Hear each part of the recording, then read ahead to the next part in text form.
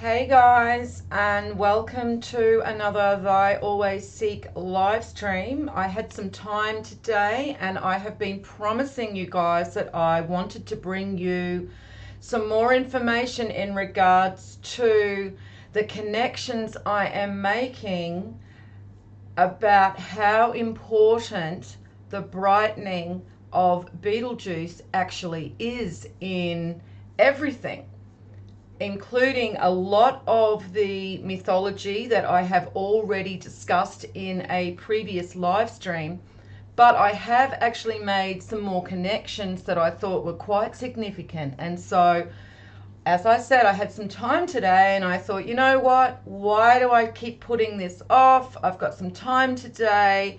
I may as well just show you guys what else I've found, and perhaps, we can continue trying to build a better understanding for what we are now experiencing in these times, because as I've actually said in the first live stream I did in regards to this, I've actually done a couple of live streams about this, but the last live stream I did about this, I was specifically showing connections between Betelgeuse and some of the mythologies, talking about the appearance of celestial signs, particularly signs that we could see with certain stars.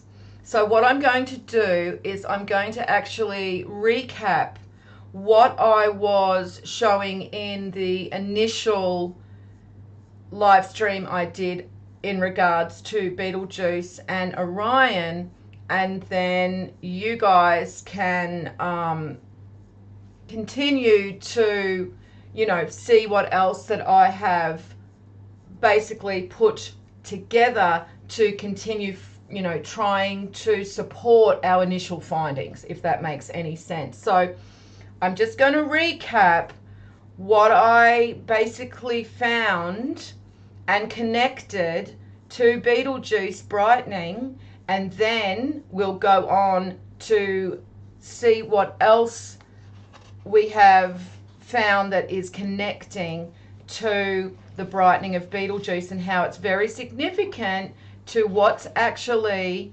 unfolding right now, particularly heightened tensions around Israel and Palestine that is leading us to perhaps a global conflict. So let's go. So to start with, we've got the brightening of a red star and the brightening of a blue star. So we've got the red star being Betelgeuse in the constellation of Orion, and a supernova, which is the blue star, is in the constellation of the Greater Bear, otherwise called Ursa Major. And I also mentioned in the last live stream that I did yesterday in regards to the data that we have access to about the rate of brightening that we're seeing in Betelgeuse. Originally, we were able to access that data on a daily basis. In fact, there was a bot that was tweeting out a daily report about the rate of brightening in Betelgeuse, and that is no longer the case. The actual Twitter account stopped reporting on the daily brightening of Betelgeuse back at the end of April. So just as Betelgeuse was getting brighter and at its brightest and most intense, we lose access to the data on Twitter. And we did actually locate another website that was posting the data in regards to the daily brightening. However, that hasn't been updated for the last 3 weeks. So we no longer have access to the current data. We can only access some of the data on a website that doesn't even report it daily, and the last time that they actually reported any change in Betelgeuse was 3 weeks ago, October the 1st. So I do actually have a picture of the data on the pictures that I am showing, and you can see I've actually circled all the missing data. So even the data that we're actually getting is still missing a lot of data as well. And as I said, right about the time that it was brightening at its most intense. So we can only assume if the data is suddenly disappearing that there's something that they don't want the general public to know. So let's just go into the quick recap of what we've already connected to the brightening of Betelgeuse and the brightening of a blue star in the constellation of the Greater Bear. As I said, if you want more in-depth and a more detailed explanation about these connections, then please have a look at the other live stream that I did. It is called Betelgeuse and the Hopi Prophecy. You will be able to see that in my list of live stream videos. But basically, the Hopi mythology talks about the brightening of a red star and the brightening of a blue star, and that they relate these to the Kachinas. And in Hopi mythology, the Kachinas are also known as the gods. And anyone who is researching into all of this knowledge understands that the gods relate to the divine souls within mankind, the 288 divine souls within mankind. So it's very interesting that they relate the brightening of the red star and the brightening of the blue star to the divine souls and the appearance of the divine souls. So this is actually from the Red Kachina, Blue Kachina prophecy, and it basically says the return of the blue star Kachina, who is also known as Nangar Sahu, would be the alarm clock that tells us of the new day and new way of life, a new world that is coming and where the changes will begin. Not far behind the twins will come the purifier, who will bring the day of purification. And on this day, the earth, her creatures, and all life as we know it will change forever. So I want you guys to pay attention to where they've called it the purifier. Okay, because that is going to be relevant in the other information that I am going to show you. So when the purifier comes, we will see him first as a small red star, which will come very close and sit in our heavens, watching us to see how well we have remembered the sacred teachings. We will receive many warnings allowing us to change our ways from below the earth as well as above. Then one morning, in a moment, we will awaken to the red dawn. The sky will be the color of blood, and many things will then begin to happen that right now we are not sure of their exact nature, for much of reality will not be as it is now. So they're talking about the thinning of the veil between the worlds, and I spoke about this yesterday in the live stream I did in regards to the iPet 2 goat video and decoding that symbolism. But I've spoken in regards to the thinning of the veils, you know, in other videos, because this is what Halloween represents. This is also what the Day of the Dead represents. It's basically talking about a time where the ether has moved into our physical material world in such abundance that it thins the veil between the physical plane and the ethereal plane. And for a time, a short time, they merge. And this is also why it mentions in the Bible that the dead will be seen as well, and we can also see this on the Rider-Waite tarot card in the archetypal symbolism that is on Judgment, on the Judgment card, which is number 20. 20 also equates to the heart, so weighing of the heart, judgment. But you can see in that card, if you go and have a look at the Rider-Waite tarot card symbolism, that it's not only the people or the humans in the material form that are raising themselves up and looking above to heaven and the angel, but you can see across the water, and the water is also symbolic for the ether. You can see the other souls who have already crossed into the other side, the ethereal plane where all the souls go in between their incarnations, are also there, and they are looking up above to the angel as well. So that is symbolizing that these two, that the veil is going to thin and the two sides are going to merge. So that is why the Hopi Indians say they cannot be sure of the exact nature, because things will not be as they are in a normal material reality that we know, because the veil is going to thin. So the full red Kachina, blue Kachina prophecy is available underneath the other video, the other live stream that I did in regards to Betelgeuse and the Hopi prophecy. So if you want to read that in its full form, then you can go and see that underneath the other video. And I also did upload a video in regards to the red Kachina, blue Kachina prophecy when I first started on YouTube in 2011, so 12 years ago. It was my very first video that I uploaded, and so yeah, it's a little bit of an amateur video, but it was my very first one, because it basically I connected to what was being relayed in this prophecy on a very, very deep level. Something, and even though that was just the beginning of my journey of research and looking into everything, there was something about it that just really connected with me. And that really inspired me to continue looking. And here I am today, 12 years later, and we're actually starting to see this prophecy unfolding around us. And not just this one, there are many other prophecies that are now beginning to unfold and are now being confirmed, which allows us to see that there is an accuracy in these prophecies, because we're now seeing this unfold. And there were other prophecies that were also very similar.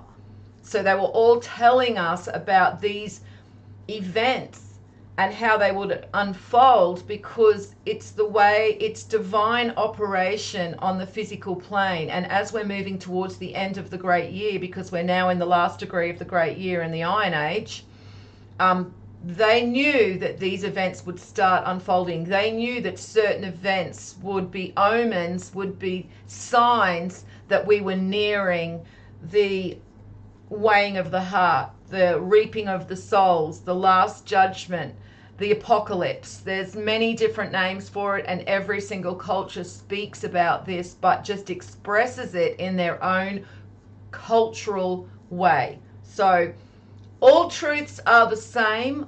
All knowledge is telling us this same truth, but it's expressed differently based on the culture. And so we've got all of this bickering and fighting between the different religions, and, you know, people are basically just ignorant to what the mythologies are telling us. But when you actually go beneath the parables and the stories, the core truths, the core tenets of what they were relaying remain the same. And that is what I've endeavored to do over the last 12 years, is go cross culture, go cross theology, study into all of the sacred sciences like Hermetic science, Kabbalah, archetypal symbolism, and understand what they were relaying to us, because they were occulting this knowledge.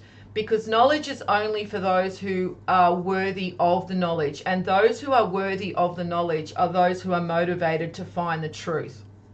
And this is why Jesus says to us, seek and ye shall find. Because it's those who continue seeking and wanting the truth that will find the truth. If you just want a belief that's going to prop up what you prefer to believe, and there are a lot of people that do that, they just already have their chosen belief and what they want the truth to be, and so they seek out information that will continue to prop up what they already have decided is the truth that they want to believe in and that they want to hear. And this is the worst way to research. You have to be open to all information. And if you have made a conclusion based on the information you have at the time that starts to show itself to not be correct because more information is, allowing you to understand the knowledge on a deeper level and see that your previous understanding was perhaps not entirely correct, then you have to allow yourself to remove that belief that you previously had or that conclusion and continue, growing an understanding of what the knowledge is showing you. You have to be open to whatever it shows you, whether you want it to be, whether it is showing itself to be something that you want to believe in or not. It doesn't matter. Truth is truth whether we want to accept it or not. And the truth is that each soul is accountable. Okay, nobody's getting out of this. Nobody's getting a free pass. Everyone is going to experience what we are now moving towards as a collective, and that is that the evil that is in control of our world is going to make us suffer. Life is about to get very difficult, and we are going to experience great hardship before the celestial and divine operation of the universe and of the Creator begins to be more prominent. And this is where we're heading now. So eventually the earth changes will become so intense that those who have taken control of our world and the material plane right now, who I will label the antichrists because they're against the Christ. They're against the Christ within all of us because we all have a portion of divinity within us. We all have the Christ within, but we all have it to different degrees. And that is why there are divine souls among humanity, which Jesus is a symbolic representation of the firstborn. And then there are mortal souls, but we all do carry that divine portion within us. And so there will be a time where the material plane will become so unstable that those who have taken control of the physical plane will no longer be able to control it. And that is when they will basically lash out and they will try to destroy what they can't inherit. And so having an understanding for this mythology allows us to ready our souls for what is approaching us, because you don't want to be blindsided. You don't want to be caught unawares of what they have planned for us and the huge and massive changes that we are going to start experiencing within our material world, because as I said, the divine operation is in a state of flux right now. The brightening of Betelgeuse is an indication that it is about to get more intense, and so we want to be able to put ourselves in the best position to weather the storm, because it's coming, guys. So then we've got we've got the Hopi symbolism, and I'm just going to go into a little bit more about what the Hopis relate Betelgeuse to. So in the Hopi symbolism, Betelgeuse is connected to the badger, and then the badger is connected to the Kachina Honan, or the Bahana Honan, which is connected to the return of the white god. Okay, so again, we're seeing a connection with the South American Native Indian prophecy and Christianity. Okay, and that is because, again, they're relaying the same exact divine operation on the physical plane. The same events are unfolding, but just expressed differently in different mythology. And remember, Jesus tells us in Mark 4:11-12 that everything in the Bible, all the parables, are just symbolic. Okay, they're just stories. They're not meant to be taken literally. It's the simpletons who have not taken the time to go and research because they have no courage to look outside the Bible because they're fearful, who have allowed themselves to be fooled by the clergy into taking the Bible stories literally. And that's why they're blind to all the other mythologies that are actually confirming what the Bible is saying, but understanding it's been symbolically expressed, whereas the Christians of today see it as all literal. They see Jesus as an actual character who existed instead of just a symbol of the firstborn divine man, who the Hopis call Kachina Honan or the Bahana Honan. And they say that Betelgeuse is connected to the badger, and the badger is connected to the Kachina Honan, you know, who is the white god and the return of the white god. So they're literally telling us that Betelgeuse is connected to the return of the white god. Again, it's a sign in our heavens, a celestial sign to tell us of what is approaching and ready ourselves for what is approaching. So the Hopi say that the Bahana is a white brother or white saviour who came up with the people from the underworld and was said to possess great wisdom, and he promised to return one day bringing many benefits for the people. It is said that when he returns there will be no more fighting, corruption or trouble, and he will bring much knowledge and wisdom with him. In the Mayan mythology, Quetzalcoatl was also a white-skinned bearded man with supernatural abilities and knowledge, and after instructing the people in the useful arts, he departed eastward over the sea, promising to return one day. Then we have the Lakota mythology regarding the badger and the bear. And remember that the other star that has brightened in our sky is the supernova that has just happened in Ursa Major, which is the Greater Bear, constellation of the Greater Bear. So in that story, the badger uses a red clot of blood from a buffalo to conjure a hero warrior with a magic arrow. And in the Lakota symbolism, the belt stars of the constellation of Orion are called the spine of the buffalo. So again, we're seeing the Lakota connecting the badger and the bear to Orion, and this red clot, and we know that Betelgeuse is red, is actually what conjures the hero in their mythology who returns to actually set things right, okay, to order order in a world that is now very chaotic and full of evil. So once again, we have another tribe with a badger clan, and they're the Pueblo tribes of New Mexico, and they say that badgers are considered one of the 6 directional guardians and are associated with the south and the color red.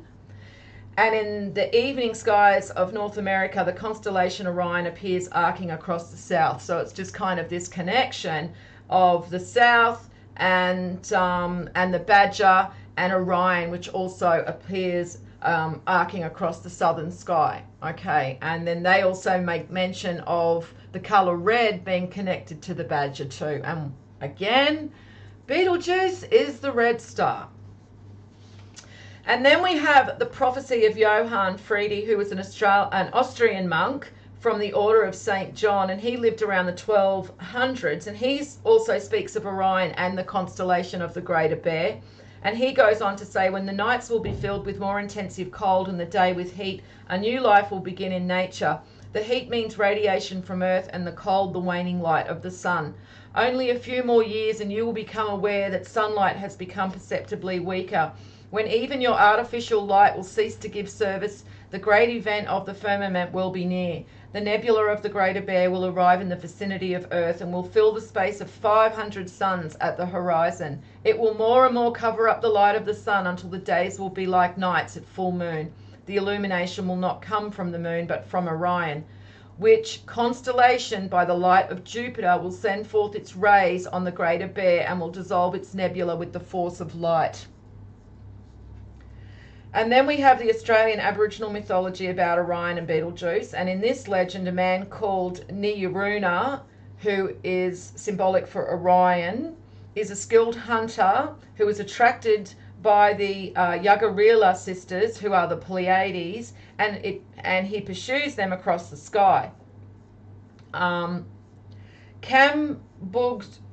Kambugda, the eldest of the sisters, stands between them, and she taunts Nearuna, Orion, and he lifts his club and fills it with fire magic and readies to throw it at her, but Kambugda lifts her left foot, which also fills with fire magic, and kicks dust into Nearuna's face. In another Aboriginal myth, they call Betelgeuse Warriugari, and they believe that when the brightness of Warriugari increases, it signals the beginning of the Aboriginal initiation rites, when the young men must refrain from being around women and control their carnal desires. So it's basically relating to them understanding that when Betelgeuse brightens, it's time to get real, okay? It's time to get your shit together. It's time to stop the bullshit, stop being basically misguided by the material world, the illusion that is the material world and worldliness, and start getting right with yourself, with your soul, and with your creator, because it is soon going to matter. And this is why they also make mention of controlling their carnal desires, because it's about living a life in virtue, okay, and not being tempted to indulge in your carnal urges, which is pretty much everything in the material world today that is encouraging us down that path of indulging ourselves at that level. I mean, everything. It's like a big, as I've said many times, it's like they've got a big neon sign and they're saying, go down this path here. It's the awesome path. It's going to make you feel great. It's the big wide path where everyone else is going. Just be like everyone else. Just indulge, consume, greed, vanity, narcissism, indulge in your carnal urges, do whatever you want. And basically, it's them encouraging the masses down the wide path to destruction. So you've got to be the one that goes against the flow, okay, and takes the narrow path.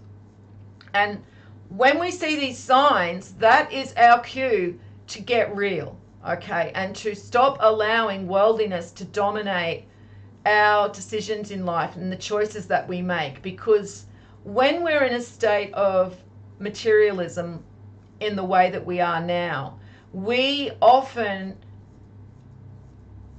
connect indulging ourselves and instant gratification with success, and that's really not what it is, because we're just setting ourselves up for failure. So that's why we just have to see the world for what it really is, which is just an illusion, and it's one that they've created. It's very corrupted, it's very evil, and so we have to basically go within once again and find our true nature. And as I said before, we all carry a divine portion within us, and we're all souls first and foremost, and the physical garment is just the sheath for our soul. And so we have to remember who we are. That's what's important now, to go within and find ourselves. And so we have to withdraw from worldliness, withdraw from the world, withdraw from all of the instant gratification and materialism and, indulging in, these narcissistic desires and, consuming, because basically that's what we do. We consume. We, believe that money can buy us happiness, and it may feel that way in the moment, but at the end of the day, it's at the expense of your soul. So people need to think about that. Every action has a reaction, and every decision and choice we make has a repercussion, okay? And so are you willing to pay that price? Because the majority of mankind are ignorant to their soul. That is all by design. The Catholic Church, the Vatican, have literally stolen the knowledge from mankind and locked it away in the Vatican, and then they have just basically taught falsehoods to all of their congregation, and you will literally never hear the Vatican talking about the soul. You will never hear your clergy talking about your soul. Okay, all the clergy talk about is mumbo jumbo and praying to Jesus. Okay, literally encouraging their congregation to engage in blasphemy and idol worship. Okay, because if you're worshipping the Son as the creator, you are blaspheming not only the Son, but the creator, or rather, not only the creator first and foremost, because that's who you're accountable to, your soul is accountable to, but you're also blaspheming the Son, because he does not want to be equated with the Almighty Father, who he knows is just so unfathomable in his greatness that he could just never even for a moment consider to be equal to the Father. And yet here we have modern Christians worshipping the Son as though he is God the Father, and also encouraging their children to worship the Son as God the Father. And so these people, it is not going to end well for them. There is a verse where Jesus says, away from me, I never knew you, you workers of lawlessness. These Christians, these modern Christians run up to him and say, but Jesus, we did this in your name, we did that in your name, we did this. And he just turns to them and says, away from me, I never knew you, workers of lawlessness. And that is going to be a big shock for these modern Christians, because they have followed the antichrists down the wide path to destruction. And a lot of them are literally going to go insane when, they find this out, because they're just not going to be able to handle the truth. Okay, so let's get on to some of the other connections now that I've made, and why I wanted to bring this to your attention, because it just continues to confirm more and more about how important the brightening of Betelgeuse is. So Betelgeuse is the second brightest star found in the constellation Orion, located at the eastern shoulder of the Hunter. The word Betelgeuse is said to be derived from the Arabic term Betelgeuse, which means the giant's shoulder. Now, this is important, and this is very interesting, that in Arabic, Betelgeuse means the giant's shoulder, because Chris, who is another student of the teachings and has been for a very long time, in fact, Chris has uploaded all of my videos in Estonian, so that it's not only in English and for English speakers, but others can actually also access this knowledge. But Chris found a connection to what not only the Arabic term for the giant shoulder, but also what the Hopi was saying, because remember when I said the Hopi called it the purifier? So listen to this, right? So in Greek mythology, the Hesiod, Orion is a giant who is guided to the golden palace of Oceanus by his servant called Kedalion. So the story goes that there was a blind giant called Orion who goes to the divine forge of God, where Hephaestus took pity on him and gave him his servant Kedalion to guide him to the home of Helios, where a golden palace on the Oceanus River resided. Oceanus was the first Titan son of Gaia and Uranus. So the Oceanus River is literally talking about the ether, okay? Because I've explained this many times before, that in archetypal symbolism, the sea, the ocean, and water symbolizes the ether. Okay, so we have Orion, who goes to the divine forge of God, where Hephaestus takes pity on him and then gives him the servant Kedaleon to guide him home, to guide him to the home of Helios, which was a golden palace on the Oceanus River. So again, we're seeing the importance of the sun and how the sun is actually going to be very significant in how the divine operation unfolds on the material plane and brings in this renewal of the kingdom, because that is what we're moving towards at the end of the Iron Age. After we basically have experienced a very dark time, there is going to be a renewal, and we are going to move into a new age, a golden age, where everything is renewed and everything is reset, and the divine are going to be known among humanity, the 288 divine souls, and they are known as the gods as well. And we begin the cycle once again in the higher ages, where the presence of Christ consciousness and the presence of God the Father is more accessible. And so we understand who we are as a soul, as well as who we are as a physical,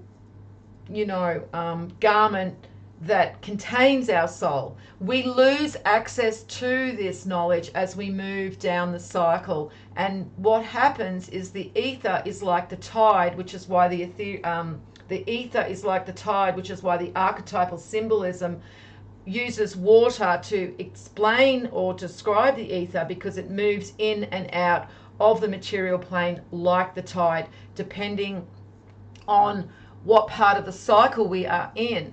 And so we can see this in the Hermetic principle of rhythm. And when we're in the higher ages, we've got the abundance of ether, the tide is in, the divine souls are in their element. Okay, a lot of times these sayings actually have a deeper meaning that we've lost and we no longer understand. So the divine souls are in their element, they're illuminated, mankind know who the gods are.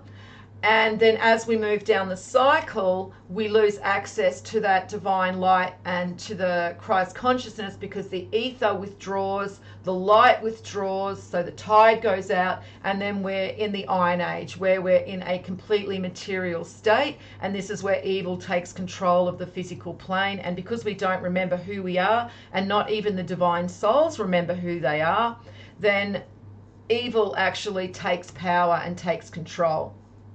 So now that we're moving back towards the Iron Age, the ether is returning. And so this is why we're elevating consciously, but the ether hasn't returned in abundance. So we're still unsure of who we are on a deeper level, because we're still very material, and we need to have everything in our life to be definable.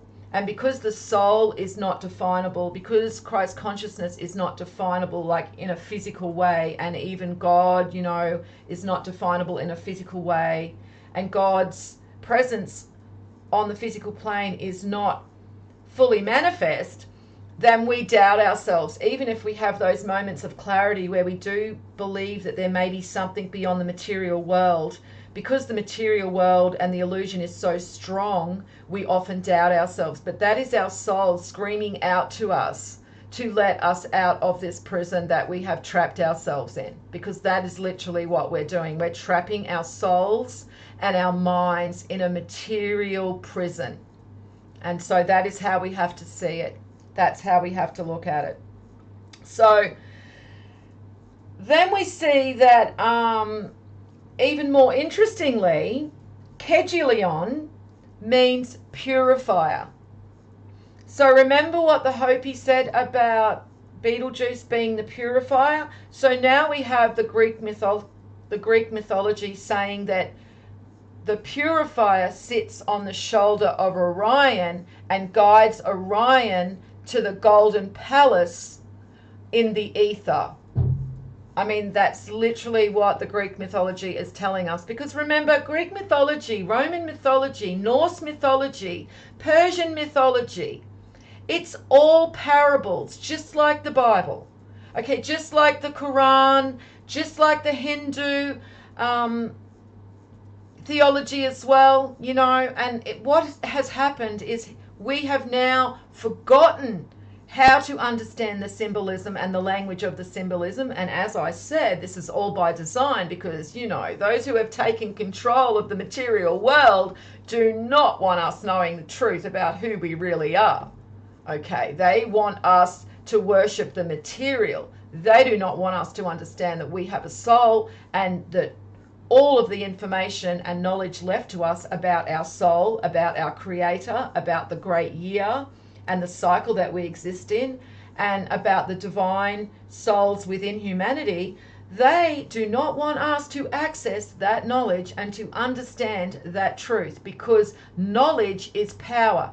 And can you imagine the power that we would have as a collective, as a humanity, if we understood the truth and we understood that really everything was about the soul and everything was about the creator and not about the material world? They would lose control. And that's what they don't want. And unfortunately, most people just see this as a novelty and a curiosity, and so they never actually go and confirm this knowledge for themselves and do their own research, because that's the only way that this becomes knowledge for you, that you know it on a level that it's no longer a belief. That's when it becomes knowledge and you understand the truth, and you can say you understand the truth. It has to be you going out and reconfirming this over and over and over and over and over again through cross-culture research until you know it without a doubt. It becomes knowledge for you. It's no longer a belief. Until you do that, it's just me telling you these stories that seem quite interesting, and then you're going to just click off my video and go and find another video where somebody else tells you something that's quite interesting. And so you're never actually going to possess the truth or possess knowledge. You're only ever going to possess beliefs. And so what you're literally doing is building your house on sand. That's what the Bible calls it. You're building your house on sand. You're not building your house on stone, on rock. You have no solid foundation. So when these events occur, when these events unfold, you will not withstand what is coming, because you have built your house on sand, on false beliefs, on opinions of others, on speculation. And it's only because you never took the time to go and research and study and confirm the knowledge for yourself. It's there. If I can do it, guys, and I've said this plenty of times, if I can do this, anybody else can do this. I am no genius. I am no rocket scientist. I am no astrophysicist. Okay, I am no expert in historical knowledge. I never went to university to study that. Okay, but I do have a God-gifted intellect, and I do have a very strong motivation to uncover the truth and identify when I'm being lied to. And so I took that motivation and I just kept seeking out the pieces of the puzzle and putting them back together, because what they've done is they have tried to destroy all the knowledge, so it's been very fragmented. And so the knowledge still exists, not in its complete form, but it is very fragmented. And so this is what we have to do. Get those fragments and bring them back together and form a picture and an understanding of what they've tried to hide from us. And because the knowledge was in such abundance at one stage, this is what the divine souls did. They literally just put out so much knowledge. And of course they did it in an occulted way. Okay, they did it in mythology and parables and symbolism and numerology. They put it out in abundance so that it was going to be very difficult for the evil, when they take control, the antichrists, when they take control of the physical plane, to completely destroy it. And there would be enough of these fragments left that those who were motivated could put them back together and could understand the truth that had been stolen from them. So, as I've said, if I can do this, everybody can do this.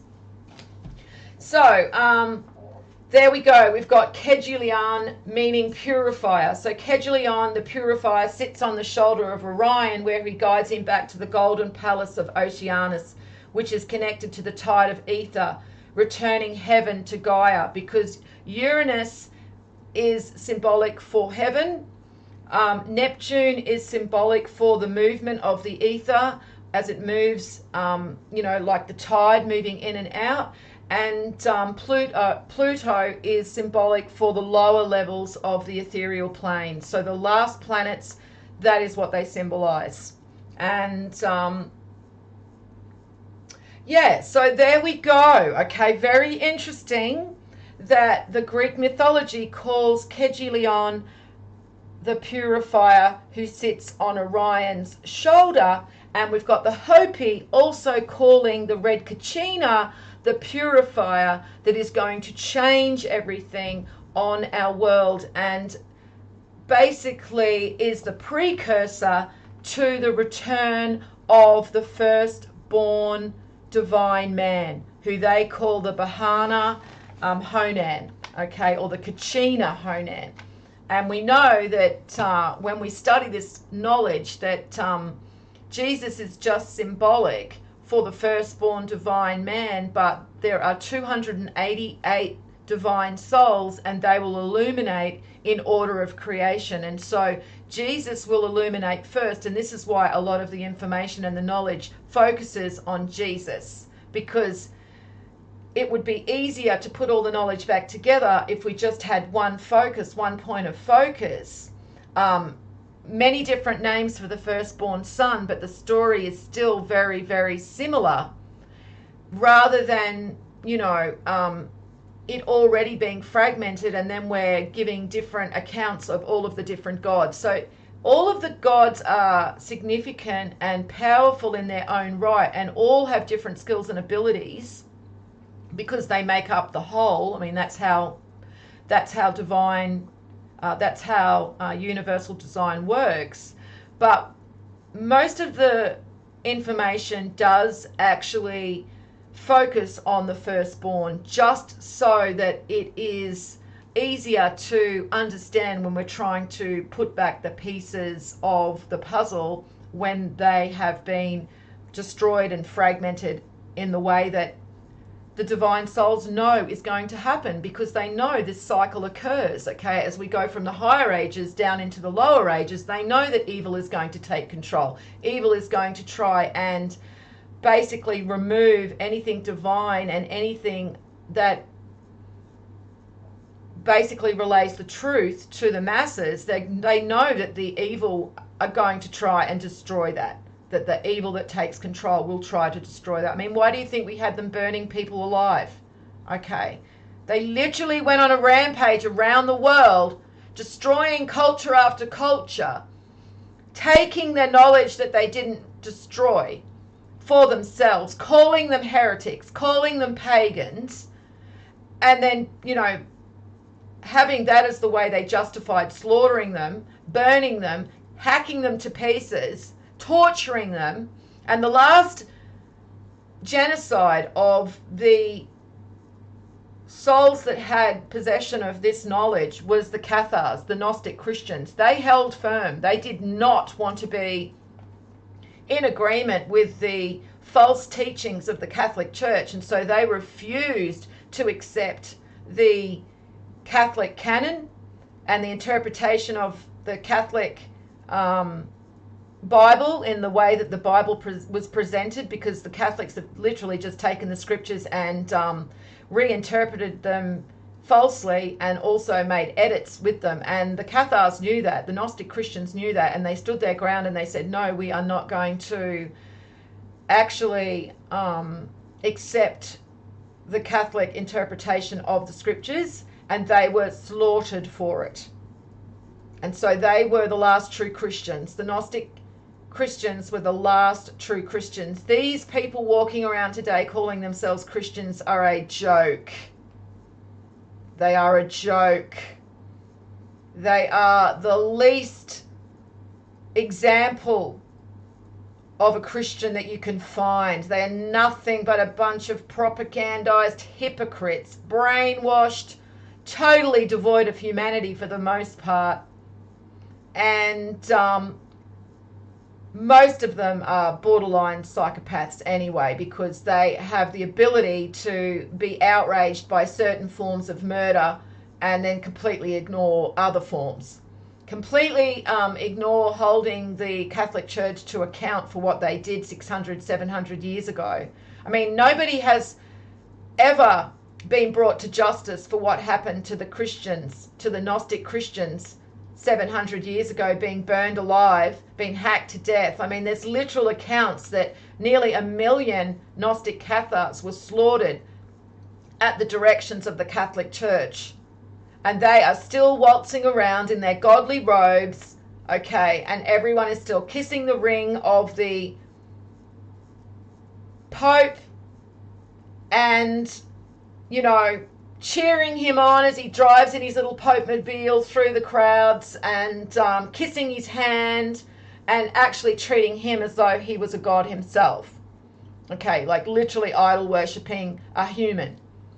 A human who was responsible, his organization was responsible for the slaughter of nearly 1 million Gnostic Christians only because they would not accept the Catholic interpretation of the scriptures. So, you know, you just need to remember that when you look at that piece of shit. All right.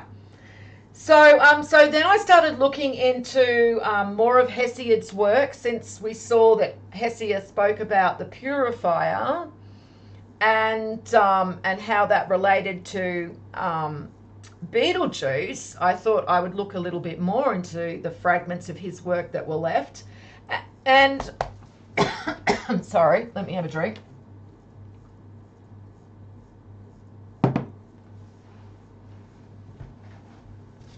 So I found some more very interesting information that connects to the brightening of a star.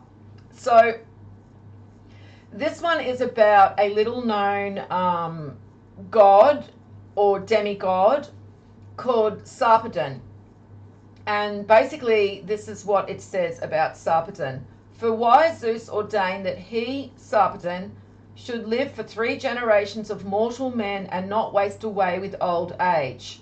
He sent him to Troy, and Sarpedon gathered a great host, men chosen out of Lycia to be allies to the Trojans. These men did Sarpedon lead, skilled in a bitter war. And Zeus, whose wisdom is everlasting, sent him forth from heaven a star, showing tokens for the return of his dear son. So wow, now we have another fragment of ancient knowledge talking about how a star is going to herald the return of the Son of God, because we know in Greek mythology Zeus is just another name for the creator. So the Greeks and the Romans weren't polytheists. They were actually just calling the creator a different name, and then our historians, because they're such experts, you know, in esoteric knowledge, right, and symbolism, right, because they've done lots of cross-culture study into, you know, theology and mythology and the sacred sciences and hermetics and Kabbalah and archetypal symbolism, we know that all of these historians are completely educated in that area. So of course they would know how to actually decode the mythologies of ancient Rome and ancient Greece. Yeah. So this is why we have idiots just following idiots, because these experts are completely clueless to the archetypal symbols and what they really mean. And of course, have a look at who actually created all the universities. Well, that would be the Catholic Church. So they've just set themselves up to have their own experts in every single area. So no matter what they say, they have an expert there that is going to actually back them up, to back up their false story, their false history, their false accounts of history. Because how many of these idiots actually take all of these mythologies literally? I mean, you've even got biblical archaeologists. Yes, that's a thing. People who actually believe that the stories in the Bible are real, and so they go around looking for these places as though they actually existed, when all of these places in the Bible are just, you know, symbols, parables, allegory, mythology.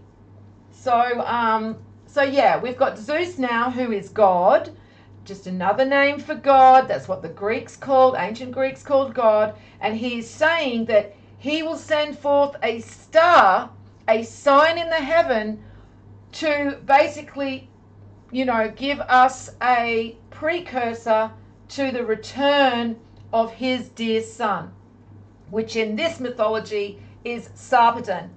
And then it said, for well he Sarpedon knew in his heart that the sign was indeed from Zeus, and very greatly did he excel in war, together with man-slaying Hector, and break down the wall, bringing woes upon the Danans, or the Danan. So interesting that he mentions war as well. Okay, so that the return of the star also equates to war, in which Sarpedon and Hector break down the wall, bringing the woes upon the Danan. And we know that Teuta de Danan from the Irish mythology represents the divine race in the Irish mythology. Okay, so it gets a little bit murky here with the different accounts of the Trojan War. So again, we've got historians that actually take the Trojan War literally instead of it just being mythology. And some accounts don't mention the wooden horse, so a lot of people don't realize there's other accounts of the Trojan War in other mythologies that actually don't mention a Trojan horse. Okay, and some accounts don't mention who won the war between the Trojans and the Greeks. So this actual version of the Trojan War from the Hesiod doesn't mention who won the war either.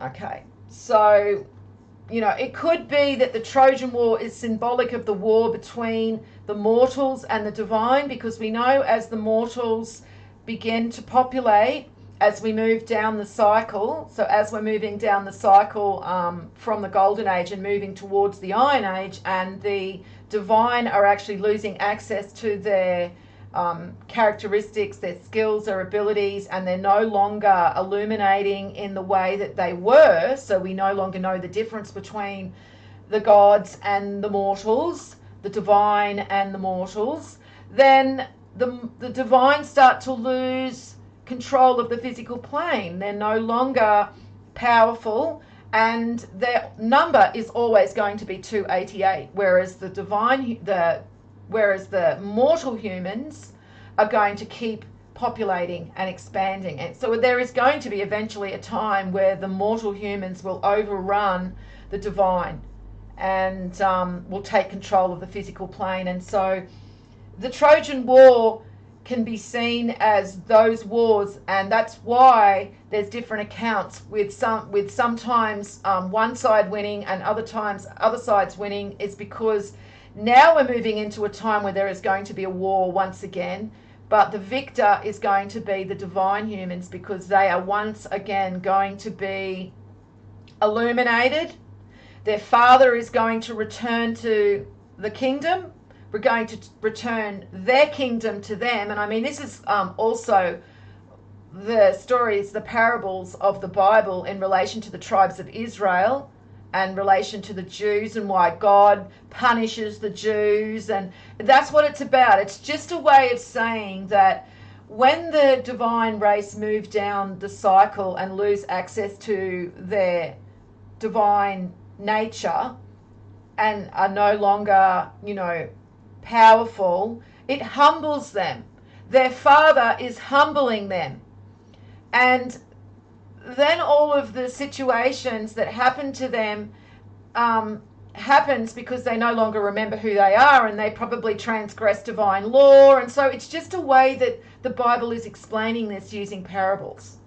So that's why people don't understand why these stories aren't actually to be taken literal about a place that was created in 1948, because it's literally the Antichrist just creating their own version of biblical scripture now.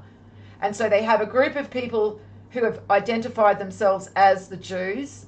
They have a group of people who are the Palestinians, okay, but there's no evidence to say that these people who now live in a place that was created in 1948 are the Jews from the Bible or the tribes of Israel. Because if they were, they should be scattered to the four ends of the earth, the four corners of the earth, and they should be able to prove it to us by illuminating and showing us that they are the chosen, that they are the children of God. And that's the reason that we can be fooled in these times, is because people can just profess to be something, and if they've got a good enough story, then we believe them. But the fact of the matter is that God knows his own, and at the appointed time, God will return the kingdom to his children. And so that is literally what these mythologies are telling us, that these wars are symbolizing. So there is going to be a war between the mortals and the divine, but it won't be between just the average mortal man who is ignorant, even though the universe sees ignorance as a form of evil. It is mainly towards the antichrists who have taken control of the physical plane and are at war with the divine right now, because everything they're doing against mankind right now is an attack on the divine, is an attack against the divine race, the children of God. They hate the children of God, they hate the divine souls, and so they're utilizing their own version of biblical scripture to punish the divine souls.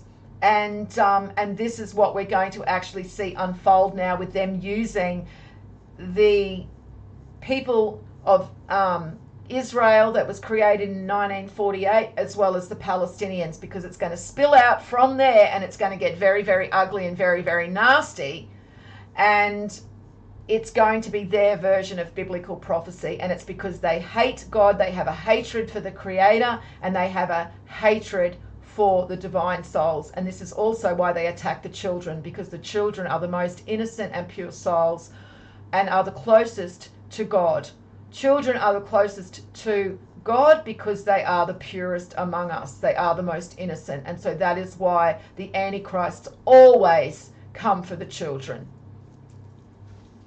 So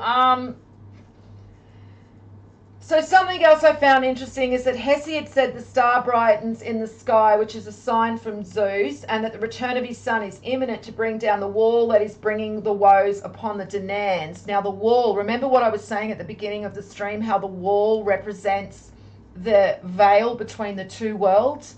And so again, we're seeing this symbolism of the wall coming down. The Betelgeuse brightening, the star brightening in the sky, is a sign of the imminent return of the Christed, the Christ, and the bringing down of the wall that separates the material from the ethereal, and brings us into a new age, a golden age, a higher age, at the beginning of a new great year. Now the Danans are connected to King Acrisios, who is ruler of Argos, and the Danans are also led by Queen Danae, who is a goddess impregnated by Zeus via a virgin birth. Where have we heard that before? So again, we're just seeing the same divine operations on the physical plane and the ethereal plane, but expressed differently based on the culture and the story and parable and mythology in which they are relaying that divine operation. And anybody who has studied this knowledge understands what the virgin birth represents. It's representing that when the divine female and the divine male are created, so they're created as a whole soul to begin with. They emerge from the creator whole, and then they split in two, male and female, and the female is already seeded with a soul, which is the demigod. And then when they are seated on the physical plane, the divine female gave birth to the demigod in a material physical birth. And so he is the link between mortal man's and the gods. He is the demigod, and that is what the birth of Christ represents in the story of, the Star of Bethlehem, which we're going to get into because that has multiple symbolic meanings. But That is what the virgin birth is relating to. It's relating to the divine female that is already seated with the demigod in her womb, and then she gives birth on the physical plane. And of course, this happens when mankind, when humanity were first created, okay, when, you know, who knows how long ago that was, millions of years, billions of years, who knows. This cycle is infinite that we go through. This 26,000 year cycle just keeps going infinitely, and the divine souls are immortal, so they continue on infinitely with this cycle as well. And every time they start the new cycle, 144,000 mortals will move through into the new great year with the divine souls every single time. And then as we move down the cycle once again, we go through all of this every single time. It's just the way divine operation manifests itself in our experience. Okay, so it's interesting that we see that the Danans are connected to Queen Danae or Queen Danu. She's also known as Queen Danu. And then we're also seeing a connection to the tribe of Dan. I've actually done more videos in regards to the connection of the tribe of Dan and how they represent the firstborn divine male and the firstborn divine female. And that's just another symbol that relates to that order of creation. And so, yes, so the Teutha de Danann is connected to the Greek mythology as well. We can see that there. So, let's keep going.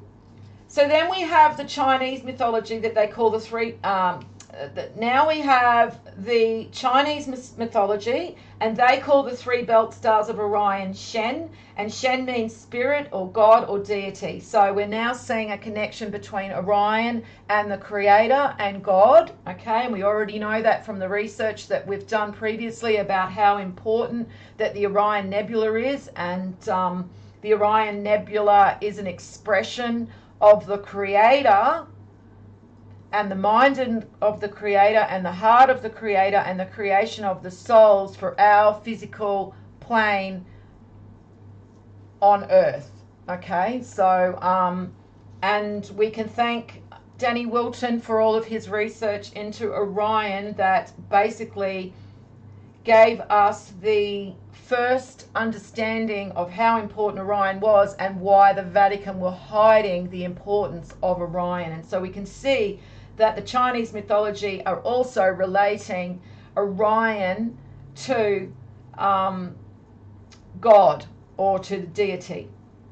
And in Japanese, Shen also means God. So we've got the Chinese relating Shen to Orion, and it means God, and then the Japanese relates the word Shen to God as well. In Hebrew, Shen means tooth, but on the Kabbalah tree of life, the path of tooth is path 31, the path of Shin, and Shin symbolizes fire and the will of God. Okay, and actually in the Chinese mythology, they say that Shen is the spirit of the fire element. So the spirit of God exists in Orion as well, and it's also represented by the fire. And this is interesting as well because we see this in the Mayan mythology that the Orion Nebula and the is also related to the hearthstones, and the hearthstones are at the middle of every Mayan residence and where they build their fire. So we'll move into that. So in ancient Egypt, Osiris is the creator and connected to Orion. Okay, so we've got another connection there. In medieval Muslim astronomy, Orion was known as Al-Jabbar, the giant, and according to Islam, Al-Jabbar is one of the names given to Allah, meaning the compeller. Now, it's interesting that I see a lot of modern Christians hating on Muslims as though Muslims are, you know, worshipping some separate deity to them. It's interesting because Muslims are monotheistic, just like Christians. And it's interesting because Christians who live in the Middle East who speak Arabic also call God Allah. So Allah is just another name for God.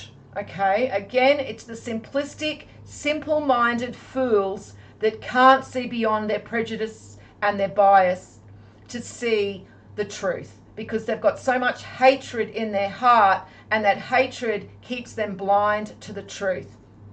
And so they are going to hate their way down the wide path to destruction, when all they had to do was be open to knowledge, okay, and not be,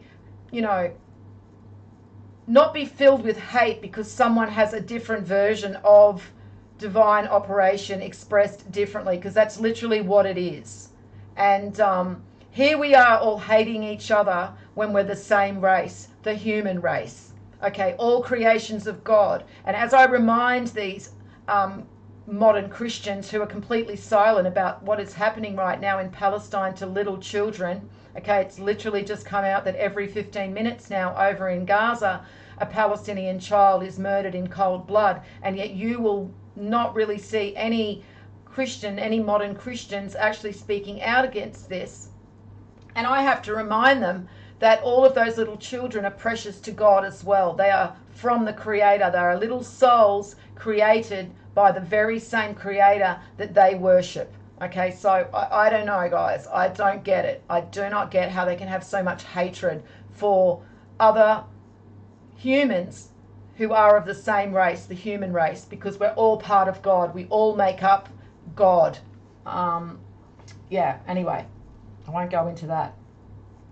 So Al-Jabbar, the compeller, and remember Al-Jabbar was also a name they gave to Orion, known as the giant. He is the one who comforts broken hearts, enriches the poor, facilitates what is difficult, and provides those submissive to his majesty and magnificence with special consolation. Al-Jabbar is also the vanquisher of all things, to whom everything is submissive and obedient. Al-Jabbar is the most high and exalted above his creation. He has established himself above his throne. All might belongs to him alone, and he is the vanquisher of tyrants with his power. Indeed, he is far exalted above them with his greatness. In old Hungarian tradition, Orion is known as the magic archer, or the reaper. So this is interesting. So Orion is also known as the reaper, and we know at the end of the cycle there is a harvest. That is what the parable of the wheat and the tares symbolizes. That is what Saturn symbolizes, and I've done a video on the symbol of Saturn and what that really relates to. So I'd suggest anybody that isn't actually fully aware of what Saturn represents and aware of what the reaper represents, and the reaping and judgment and the parable of the wheat and tares, I suggest definitely go and watch that video. But it is very interesting that in the Hungarian tradition that Orion is known as the magic archer and the reaper. In other myths, he is called Nimrod. So in Hungarian, he is known as Nimrod, the greatest hunter, father of the twins Hanno and Magor. Hungarian tradition relates the twins to the constellation Gemini. Now, it's interesting that a lot of people also forget that even though Gemini is represented by Castor and Pollux, that Castor and Pollux have a female consort, each have a female consort, and each were birthed from Leda, the swan, and the swan is represented by the dark rift, where all souls are said to actually be manifest. And Leda was impregnated by Zeus, again by God. So now we've got a connection to the Gemini twins and to Orion, and we also have that connection of the Gemini twins to Zeus, and the twins actually being the children of God. Okay, and as I said, Castor and Pollux both have a female twin. Each of them have a female twin that were born in eggs. So it's literally just explaining divine operation and the creation of the divine souls, but doing it symbolically. It's just a symbolic story. And also, interestingly, there is a verse in the Bible relating Nimrod to the hunter. He was a mighty hunter before Jehovah. Therefore it is said, like Nimrod, a mighty hunter before Jehovah. And that's from Genesis 10:9. So the hunter was before Jehovah, and Jehovah is another name for Christ, while Yahweh is the name for God the Father. So again, we're seeing that Orion is being related to God the Father, the creator of Jesus, okay, otherwise known as the Christ or Yahweh. And as I've said, there are many other symbolic names for the firstborn Son of God in all of the other cultures. We see it in ancient Egypt, we see it in ancient Greece. You know, we've got Apollo, we've got Dionysus, we've got Mars. In Norse mythology, we've got Thor. In, you know, Persian mythology, we've got, I've forgotten, but yeah, I mean, because there's just so many different names, guys, and I can't remember each name. You know, we all have our favorites, but, you know, I've mentioned them in many of my other videos. You're not going to get a full understanding of all this knowledge just listening to this video, guys. I wish I could do it. I wish I could just do one video and that's all you'd have to listen to. But remember, that's not how it works. So if you want more information, you need to go and seek it out. You need to go and look at my other videos. And then, as I said before, you need to go verify everything I'm talking about with your own research and studies. Okay. So we just have been shown here with all of these different accounts, all of the different cross-culture confirmations that are connecting Orion to God. And that's how we research, guys. We continually confirm the information cross-culture, and that's what I've done here. I've just shown you, you know, with various other versions of mythology, how it all connects God to Orion. So we're seeing the same story, the same symbolism with Orion and it relating to God the Father, as well as the birth of the Christ. And so that's how we research. We just continue to confirm. So you may know of other mythologies. You may live in a culture with a mythology that I am not aware of, or you may have ancestors, or your ancestry may be from that culture, because I know there are a lot of different mythologies in Europe based on all the different cultures. Each culture has their own mythology and their own story. And so you may actually have access to some of those different mythologies that I haven't found yet. And, you know, you may be able to confirm this for yourself just using the mythologies that you know due to your own ancestry and connections to other cultures. Right. So we saw in the writings of Hesiod that Zeus sends a star as a sign for the arrival of his son. So what other stories can we find about stars being signs for the arrival of God? Oh, that would be the story in the Bible about the most famous star of all. And exactly what the title of this live stream was about. Here we are. We are talking about the Star of Bethlehem. So let's have a look at the Star of Bethlehem. Let's see if we can find any connections. Because I'm actually thinking that the Star of Bethlehem isn't Sirius, because you know how there's a lot of information that was around in early, 2012, 2011, all around that time where a lot of people were starting to get very interested in this type of knowledge, and a lot of information was being provided by many different researchers, and a lot of this information was saying that Sirius was actually the Star of Bethlehem. Okay, there was a subject called astrotheology, and astrotheology is a load of bunk. Okay, so I wouldn't bother with astrotheology. We all start out at astrotheology, believe me, but only the most ignorant among us stay there. Okay, because we realize that astrotheology is just looking at the surface of the symbolism and the stories. It's not actually delving underneath. It's not actually using Hermetic science, Hermetic law, to apply that knowledge to all three levels. Because remember, whenever we look at a symbol, whenever we look at divine operation, we have to apply it to the mind, to the soul, and to the physical. Okay, so what we actually see with astrotheology is that it just actually applies it to the physical. That's it. And maybe to consciousness, which they can't actually, you know, tangibly show anything for. So it's just this opinion that it's meaning this and this and this, but they haven't actually applied it to the mind, to the mental, to the spirit, to the soul, and to the physical, the material, because that is what Hermetic science tells us we must do to have a full understanding of all the planes of correspondence. We have to apply it to the mental, to the spirit, and to the physical, and that's when we get a full and deep understanding of divine operation and of all the symbols. So let's have a look at the actual verse about Betelgeuse, about the Star of Bethlehem.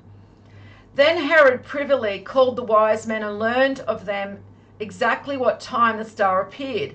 And he sent them to Bethlehem and said, "Go and search out exactly concerning the young child. And when ye have found him, bring me word, that I also may come and worship him. And that they have heard the king, and that they, having heard the king, went their way. And lo, the star which they saw in the east went before them till it came and stood over where the young child was. And when they saw the star, they rejoiced with exceedingly great joy." Matthew 27. Now remember that it is said that Betelgeuse is the 10th brightest star. Let's have a look. I read this out before.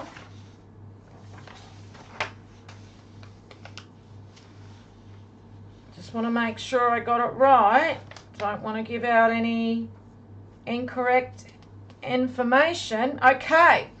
Betelgeuse is the second brightest star found in the constellation Orion, located at the eastern shoulder of the Hunter. And then we have Bethlehem, that is in the east. Okay, so as I was saying, it is a popular belief that's been pushed by astrotheology and the New Age movement that Sirius is the Star of Bethlehem, heralding the birth of Christ, which is the sun. Okay, so they have a very simplistic view of esoteric symbolism, as I said, usually popular with the simple-minded who do no further research of their own. And so what they say is that because the sun moves along the horizon at the December solstice, that they can, or equinox, whatever it is, that they have basically seen what the mythology is all about. The mythology is just talking about the movement of the sun and the constellations. Because you know why, guys? Because the ancients were fucking idiots, okay? They were so stupid that all they knew was the Star of Bethlehem and the sun, and they needed to have a big mythology that, became such a popular story in the Bible, that's what it was all about. It was just about the movement of the sun. And, I mean, look, really, how insulting to think that that's the limit to the knowledge that the ancients had, that they were just telling us about the movement of the constellations and the stars and the movement of the sun on the horizon. I mean, seriously. So anyway, so while there is cross-culture evidence regarding the belt stars of Orion relating to the three wise men, there is nothing connecting Sirius to God the Father. So remember how I just showed you over and over and over and over again that Orion is related to God the Father. So if Sirius was related to the three wise men, why isn't there anything to relate Sirius to God the Father in any of the mythologies?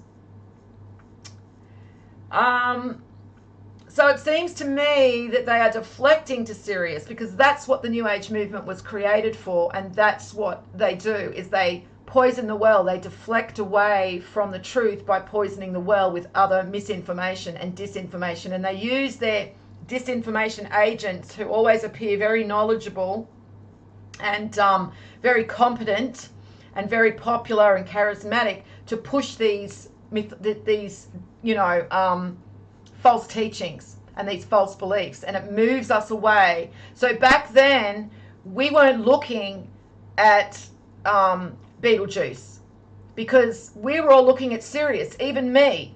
Okay, we were all looking at what we thought sounded right. But as I said, if you're still into astrotheology and you've been studying for 12 years, then you're very ignorant and you're very shallow when it comes to the understanding of esoteric knowledge. And I doubt that you're ever going to get below the surface, because there must be something that is preventing you from seeing the truth.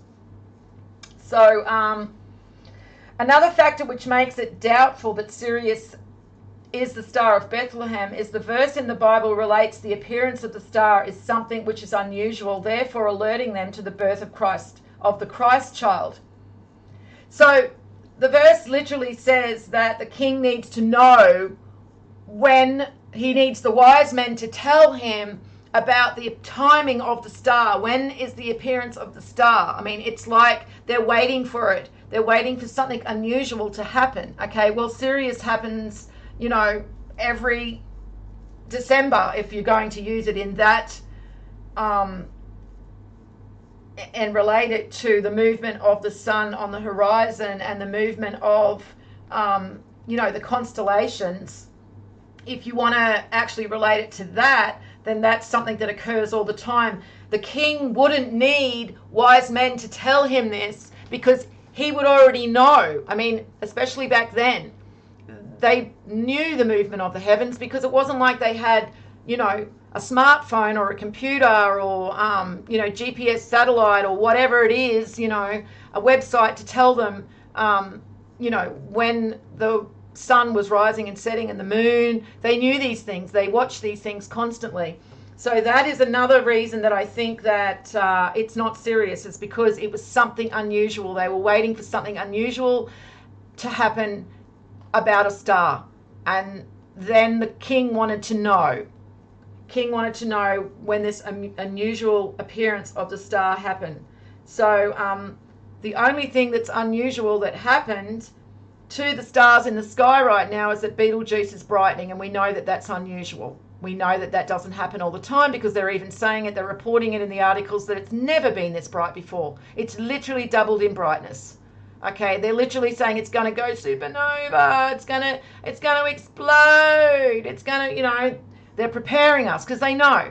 And that's why there's all these different stories come out. Some say, oh, no, it's not going to go supernova for 100 years. And then others are saying, oh, no, it's going to happen in 10 years. And others are saying, oh, it could happen in the next couple of years. Because they know, and they're just confusing the masses. Okay, so whenever it happens, they're right about it. Okay, but by the time that the Star of Bethlehem is literally exploding, we know that that is when the divine souls amongst humanity are going to illuminate. So because it's going to actually trigger the illumination of the Orion Nebula, which in turn is going to interact with our sun, which is in turn going to interact with the divine souls within humanity, because it's all connected. Law of correspondence, guys, another Hermetic law, which is why it is very important, if you are a student of these teachings, that you understand the 7 principles of Hermetic law, the universal principles, because they will help you with your studies. They will help you be able to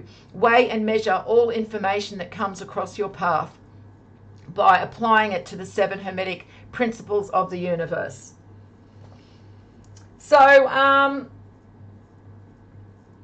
So yeah, King Herod consults the Magi for the exact time of the star's appearance. So if it was Sirius, why would he need to be told when it appears, when it's going to appear every time, every year? And so every time, every year, is there going to be a Christ child born? So again, it just doesn't make sense that it's Sirius, because whatever's happening is something that's unusual, that the king needs the wise men to tell him about, so that he knows that it's heralding the birth of the Christ. Now, the symbolism of the birth of the Christ child is layered, and symbolism often does this. Symbolism is often layered like an onion. That's how I see it. You have to unpack it. And so the symbolic story of the birth of the Christ child is not only relaying the divine operation of the birth of the firstborn demigod through his mother, who was conceived through immaculate conception, right? So again, I explained how that divine operation works, but it's also relaying the birth of the Christ, as in the return of the firstborn Son of God, the return of the Christ and the Christed.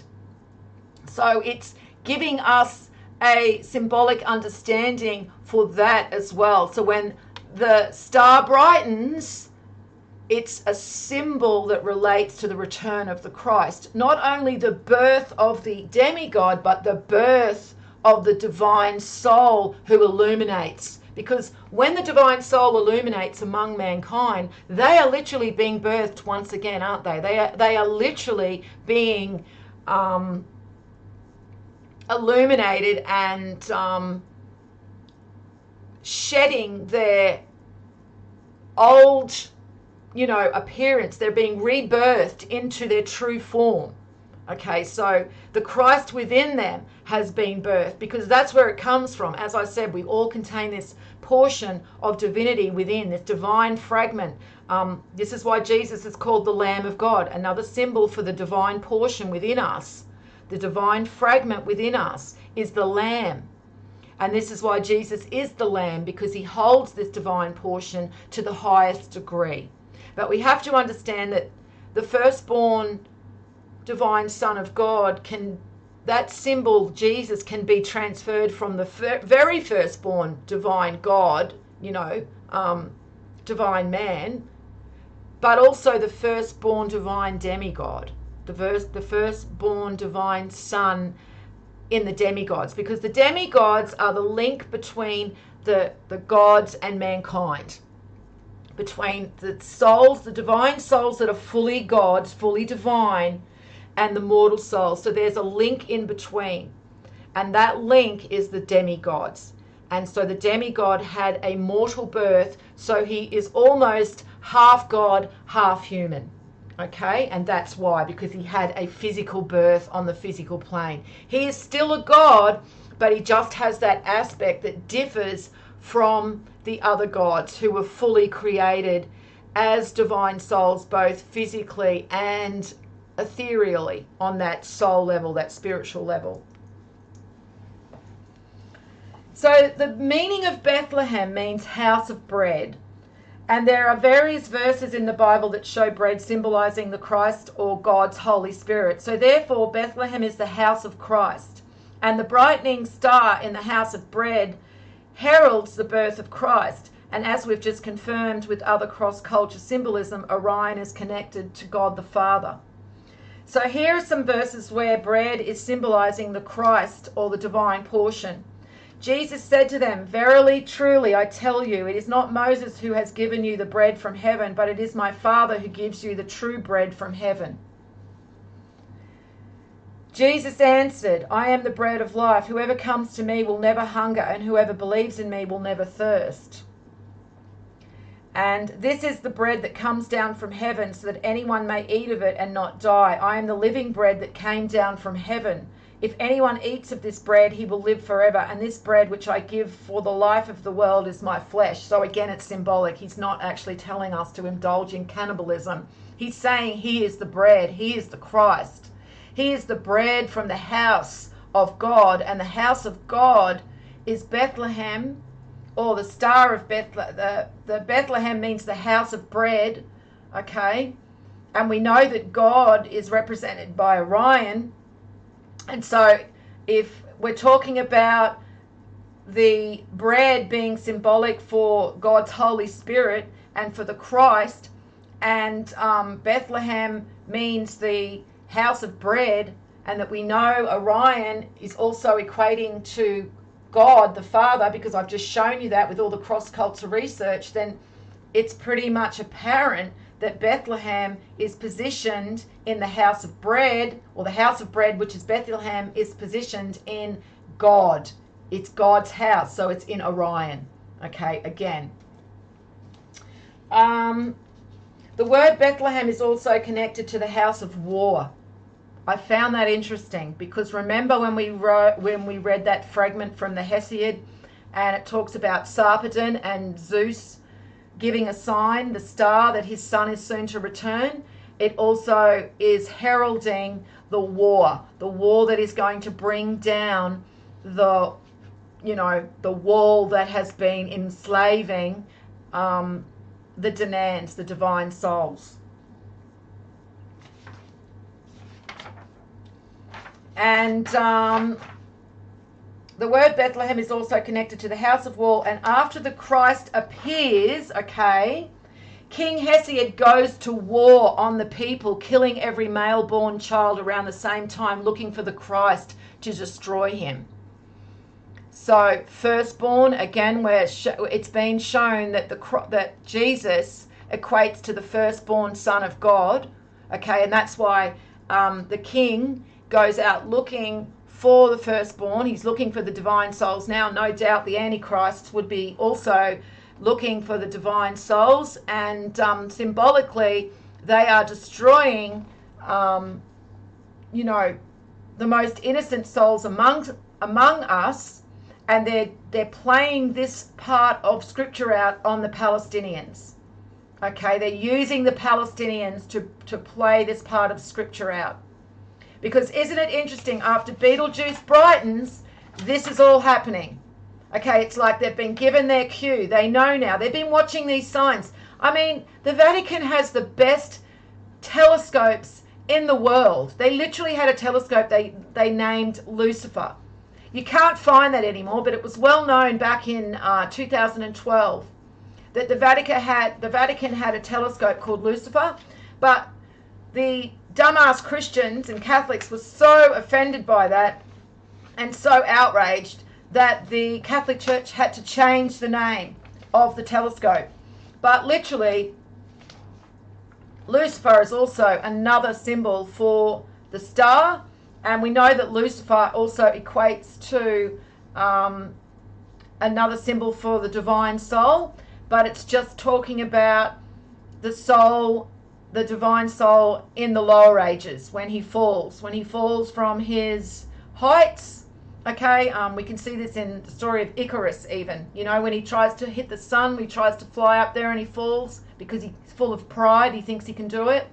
Okay, and this is just telling the same story over and over again about the divine souls. They become arrogant and full of hubris and full of pride, and as they fall from their position because the light is withdrawn and taken away and their divine portion fades, and then they basically, give in to their own vices because they no longer know who they are. And so this is pretty much what the story of Lucifer is also relating to. I know that the Catholic Church have tried to twist around that symbol and make out that Lucifer is the devil and Lucifer is Satan. But again, the devil and Satan are really just symbols for the material world, trapping the soul, okay?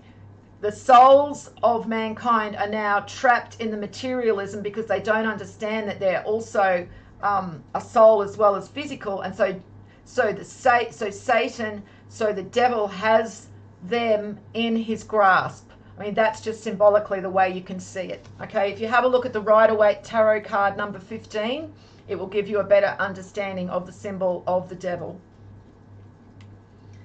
So, yeah, I find this interesting because Bethlehem is the house of bread and the house of war at the same time. And again, this brings to mind the verse where Jesus says he was returning with a sword to bring war, not peace. Okay, so he's not coming back, as I've said 100 times, he's not coming back to sing hymns. He's not coming back with the little lamb around his shoulders, and he's not coming back to sing Kumbaya and tell stories to, Christians and be their buddies. He's coming back to slay evil from the face of the planet and from his Father's kingdom, and ignorance is evil. Ignorant souls have given themselves over to evil. So I'm sorry, it's the law of nature. It's not going to be pretty. But again, we've got the Catholic Church twisting the symbols, twisting and creating this character, this loving character of Jesus. They've just created him. They may as well call him, Batman or whatever else. I mean, most of the superheroes from Marvel and DC are all just stories about the divine souls anyway, that they've just twisted and used to mock the divine souls. So much symbolism in all of those movies and all of those cartoons, because they're literally a version of their stories of the divine. It's even The Boys, that TV show called The Boys. That's another mocking of the divine souls. Okay, so just know that they hate them. So so this is also related in the writings of Hesiod. As I said before, where the appearance of the star not only heralds the return of the sun, but also the coming war in which the divine son will free his people. So let's look at some other Bible verses relating to stars. We have one from Numbers 24:17. I see him, but not now. I behold him, but not near. A star will come out of Jacob. A scepter will rise out of Israel, and he will crush the forehead of Moab and the skulls of all the people of Sheth. Okay, again, a star will come out of Jacob. A star and a scepter will rise out of Israel. The true Israelites. Okay, the true Israelites. Jacob is the father of Joseph, who is the husband of Mary, who births the Christ child. Okay, so we're seeing a connection between Jacob. The star will come out of Jacob, and Jacob is the father of Joseph, and Joseph is the husband of Mary, who births the Christ child. Okay, see, there's a connection there. You have to look for it, and you can't take it literally. And Jacob begat Joseph, the husband of Mary, of whom was born Jesus, who is called the Christ. Okay, and that is connected to a star. Okay, again, the appearance of a star. Jacob also has a dream where God tells him, behold, I am with you and will keep you wherever you go and bring you back to this land. He wakes up from his sleep and says, surely the Lord is in this place, and I did not know it. This is none other than the house of God, and this is the gate of heaven. And then he marks out the spot and calls it Bethel, house of God. So Bethel sounds very similar to Bethlehem. It's literally just the L and the E have been swapped around. Do you think the Antichrists might have done that when they were fucking around with the scriptures over the last 1700 years? I mean, I don't know, guys. What do you reckon? Same people that were burning people alive, 600-700 years ago. Can we trust them with the scriptures? Can we trust them to have authority over the scriptures and not make any changes to suit their own narrative and keep the masses ignorant? I don't know. I don't know what you guys reckon. I don't know if I trust them. Okay. So in the book Star Names and Their Meanings by Richard Hinckley Allen, published in 1899, and I always like these books that have been published prior to the early 1900s, even some of the early 1900s one. Anything back then, there was still a lot of freedom in the press, okay? Right now, anyone that's publishing a book, any new ager, anyone that claims to be an expert in esoteric knowledge and, is popular and well known, I wouldn't actually be reading those books. I would just trust in your own God-gifted intellect and go and read the ancient scriptures and the ancient texts and put together the pieces yourself. But if you're looking for confirmations, anything prior, to the 1900s is something that we can probably, I'm not saying no discernment, okay? Always have discernment, but I tend to look at them a little bit differently than I look, anything that's printed and published afterwards. And I'm not saying that there aren't any books that are worthy of studying that were published after, the early 1900s either, because there are, other books. I'm talking about, certain philosophers, modern philosophers. I can pretty much just name a couple. One in particular would be Manly P. Hall. And I'm not saying no discernment with Manly P. Hall either, okay, because Manly P. Hall didn't have access to all of the knowledge till later, Okay, so his early publications, he is just piecing together the, all of the fragments as well and trying to find the truth. And by the way, Manly P. Hall was not a Freemason until much, much later either. Okay, so when he published Secret of the Ages, he wasn't a Freemason. Okay, so he was an honorary Freemason later, only because he did such an awesome job in piecing back all the fragments that, and he was... he did have a soft spot for the way in which the Freemasons were not so rigid in the way they believed in divine operations. So the Freemasons didn't really care, and I talk about back then because they're completely corrupted now like every other religious organization, but at one time the Freemasons weren't corrupted, and their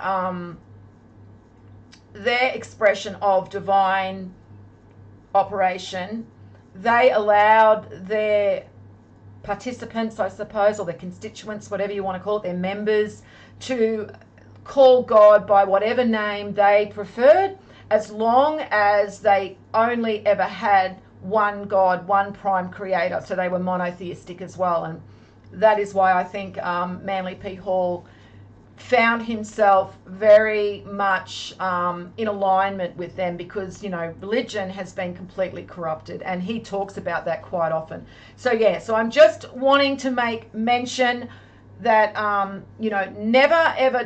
never throw out your own brain and replace it with opinions and beliefs of others. Okay, always use discernment, that it's about finding a common connection and confirming what we already have over and over and over again. Okay, so this book, which was, as I just said, the Book of Star Names and Their Meanings by Richard Hinckley Allen, published in 1899, states that English folks' names for Orion's belt include Jacob's rod and Jacob's staff. Okay, so again, we're seeing a connection to Orion and Jacob. And remember, a star comes out of Jacob. Okay? And it just, Richard Hinckley Allen's book about folk names. So he's actually relaying the folk names by, so what the folk names were of the average people, and how they used to discuss mythology and stories and legends and mythologies among themselves. They used to call Orion's belt Jacob's rod and Jacob's staff. And then we see that Numbers 24:17 is saying that a star will come out of Jacob. So again, it's about connecting the pieces and putting them back together. A French philosopher, Simone Weil, 1909 to 1943, herself a Christian, remarked that the Christians named the three stars of Orion the Magi. Okay, so again, now we've got a connection to the Magi, the three wise men, and Orion, and Betelgeuse is in Orion, and Orion is the house of God, and Bethlehem is the house of bread, and we're starting to see these connections again, over and over again. Christian astronomer Elijah Hinsdale Burritt, 1795 to 1838, remarks that they, the belt stars of Orion, and sometimes denominated the three kings, because they point out that Hades and Pleiades, that the Hyades and Pleiades on one side and Sirius, or the dog star, on the other. In Job, they are called the bands of Orion. And band is another word for belt. Loosen the bands of Orion. Okay, so he's saying they point out the Pleiades on one side, the Hyades, and then on the other side, Sirius. But he's mentioning other constellations that they point out. He's not just saying Sirius, which is what astrotheology has relegated this symbolism to mean. So what happened to Pleiades? Where do they fit into your explanation? So in Puerto Rico and Mexico, the 3 stars are known as the Los Tres Reyes Magos, the 3 wise men. And similarly, in South Africa, the belt stars are called the Dry Konings, the 3 kings. Though some parts of South America, Portugal and Philippines call them the 3 Marias. Okay, so we've got this importance of these 3 stars. Okay, and we know that Maria and Mary is connected to the divine female. Okay, so Jesus is the firstborn divine male, and Mary is symbolizing the firstborn divine female. And Maria is just another different relating of the word Mary. Okay. The Romanians have a constellation incorporating Orion's belt called Trispheteli. Sorry about my pronunciations, guys. Sorry about that. Which they call the 3 saints, representing the 3 hierarchs, Basil, Gregory, and John. They also have a constellation called Sophridial Mare, or the Great Augur, with Orion's belt representing the handle and Betelgeuse representing the tip of the augur, which faces Pollux in Gemini. And remember what we were seeing about Gemini and how Gemini relates to the divine males, okay, and the divine females. And somebody was actually asking me what 22 means, and that is literally what 22 means. The firstborn 2 divine, so the 2 firstborn divine males as the first rod on the connection of the anchor. If we can see when God creates humanity through the divine souls, he throws an anchor down to the physical plane. Okay, I'm saying this just as an allegory, guys. Okay, it's not an actual anchor. So imagine it that way, because it's symbolism is an excellent language to understand divine operation. That's why it's used in a way that it is to explain it, because it's a lot better to visualize it than try and actually explain it with words, and especially in the English language, because English is a very limited language when it comes to describing certain things. So imagine the anchor gets thrown, and the first 2 divine males are basically that first anchor, part of the anchor, and then the other 2, because it's a cross, if we look at it symbolically, are created afterwards from that first shoot. So it's almost like the rod then, has 2 parts that come out from it that form the cross, because it's basically north, south, and then east, west. Okay, that's the creation of the divine souls. So if we want to translate it to the races, it's white, red, so tribe of Dan, white, tribe of Reuben, red, tribe of Ephraim, yellow, and tribe of Judah, black. That is the order of creation for the divine souls of each of the different races. And then each of those races, okay, have their first 2 messiahs, okay, the firstborn of male and female. And so the first 2 male and female messiahs are very important, because they are like the framework that the rest are built upon. And that's why it's shown a lot with the hero twins, and we see it in Castor and Pollux, but Castor and Pollux do have a female, each of them have a female twin, okay, and then they are the children of God, okay, in the mythology, the children of Zeus. They are gods, okay, in the mythology. So the Romanian, was it Romanian? Yes, it was Romanian that I was talking about, wasn't it? Yes, Romanians, they are calling Betelgeuse the tip of the augur, which faces Pollux in Gemini. So it's making a connection to the divine souls and Betelgeuse. Okay, again, we can see this connection, and again with Orion, the father, and Orion being the great augur, and the augur is like the plow, is like the harvester. Okay, the harvest, and we were talking about that as well. And so Betelgeuse is also signifying the coming harvest. And this is what the purifier is also signifying, okay?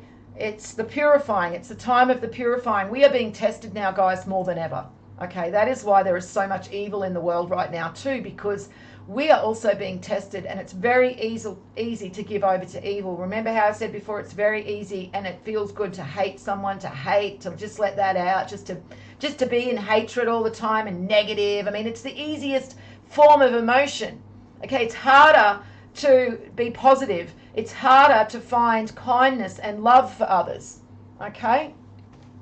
So then we've got the Hungarian tradition. Orion's belt is known as the judge's stick in the Hungarian tradition. So again, last judgment, reaping of the souls, you know, the augur, the ploughman, it's once again connecting to these same symbols.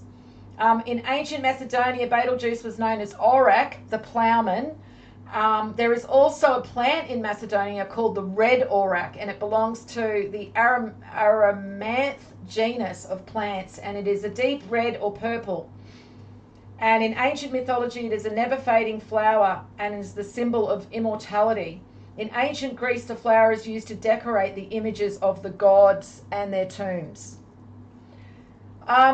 So again, we're seeing this connection between Betelgeuse and the gods and immortality as well, okay? That's why they use certain parts of nature as archetypal symbolism, because of what they represent, okay? And so different parts of nature represent different things, and so when they use that as a archetypal symbolism, we can take the properties from that that object within nature, or that creation within nature, and we can find out its connection to and what it is trying to reveal to us with all of this symbolism and this unfolding of divine operation.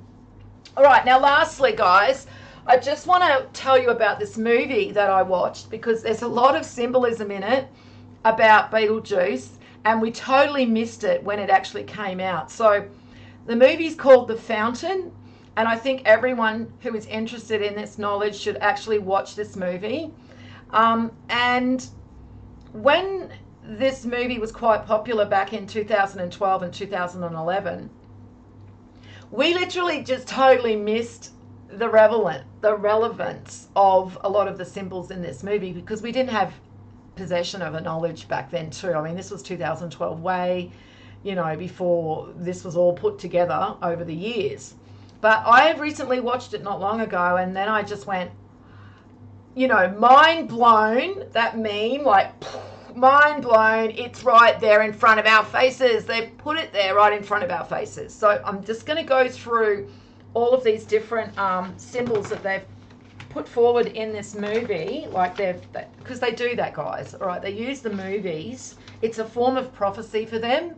It's a form of their own version of biblical scripture, and their characters, they use the celebrities, and a lot of the celebrities will often act out as though they are divine, they are the gods themselves, you know, like they position them that way, because really when we look at celebrities, they have become the gods of mortal man in these times. They are worshipped as though they're gods, and so there's obvious there's often a lot of symbolism around the names of these celebrities. If you do the numerology on their names, you get a lot of symbolism, like Kanye West is 33, okay? He literally calls himself Jesus, okay? So he is the personification of the divine male Messiah of the black race, okay? And his thing that he was married to, she equates Kim Kardashian, KK.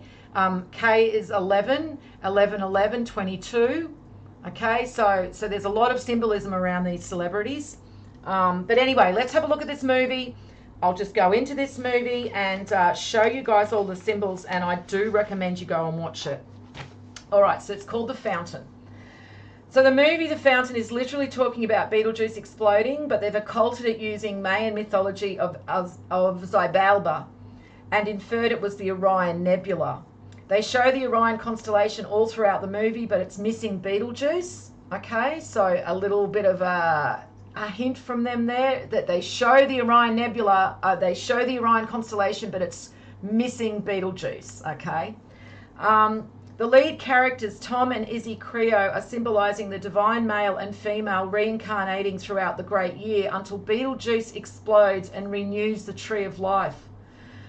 So I found this article on Wiki about Xibalba, and it says Xibalba is described in the Popol Vuh as the court below the surface of Earth associated with death and the 12 gods. 12 tribes of Israel, anybody? Or the powerful rulers known as the Lords of Xibalba. Lords, gods, 12 tribes, 12 disciples, 12, very important. Okay, so basically it's representing the 12 tribes of Israel, the 288 divine souls, which are separated into 12 tribes. It's just the way creation works, and it's just a good explanation of divine operation in the creation of the divine souls. And so yeah, they used Xibalba as an explanation for Betelgeuse exploding, but they actually called the Orion Nebula Xibalba in the movie, okay? And Xibalba in real life, Mayan mythology, equates to the divine tribes, the 12 tribes of Israel. So yeah, everybody was talking about this movie in 2012, but we were all focusing on the Orion Nebula, but that was them poisoning the well. So we were all looking at the Orion Nebula and thinking it's all about Orion without actually understanding that it's Betelgeuse that brightens and explodes and then triggers the illumination in Orion. So it was interesting that the Orion Nebula was depicted in the movie as being yellow, okay? But it's not, it's purple. But Betelgeuse is often shown as red or yellow. Okay, so Betelgeuse is missing from the Orion constellation. Betelgeuse is often, depicted as either red or yellow. And Betelgeuse is now brightening, and Betelgeuse is about to go supernova and trigger the illumination of the Orion Nebula.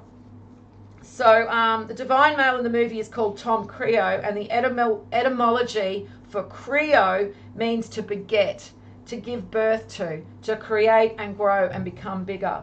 So the movie focuses on the Mayan symbolism of the man with the tree bursting from him, and if you look at the tree of Jesse, it shows the same. It shows the same symbolism because it relates to the firstborn divine son being the seed of all life. The movie was also released on the 22nd of the 11th, 2006, and 22 and 11 are 33, and the entire date reduces to a number 5, and 5 equates to fate and destiny. So yeah, so very interesting movie, guys. So that's pretty much it. I've pretty much connected as many dots as I can, but I'm sure you'll agree there's a lot of pieces of the puzzle there that seem to be pointing to the fact that the Star of Bethlehem is Betelgeuse. So I mean, that is just what I have managed to put back together. I also found that the purifier on the shoulder of Orion from the Greek mythology, equating to the purifier from the red Hopi, the red Kachina, blue Kachina Hopi prophecy, was also a very, very strong connection to what we're seeing. Okay, and I mean, shoulder of Orion, purifier, you can't get much more clearer than that, guys. I mean, they're spelling it out for us without spelling it out for us. So it's up to us to take these symbols and then start piecing the puzzle back together so we get a clearer picture. Well, thank you for joining me on this stream. I know it was an impromptu one, but I did just want to put this out, and I felt I had the time, I had the motivation, I was just going to do it. I've been promising for weeks now that I was going to bring this information to you guys. So there it is. So I hope you enjoyed that. So I'll leave it here. And as always, peace out.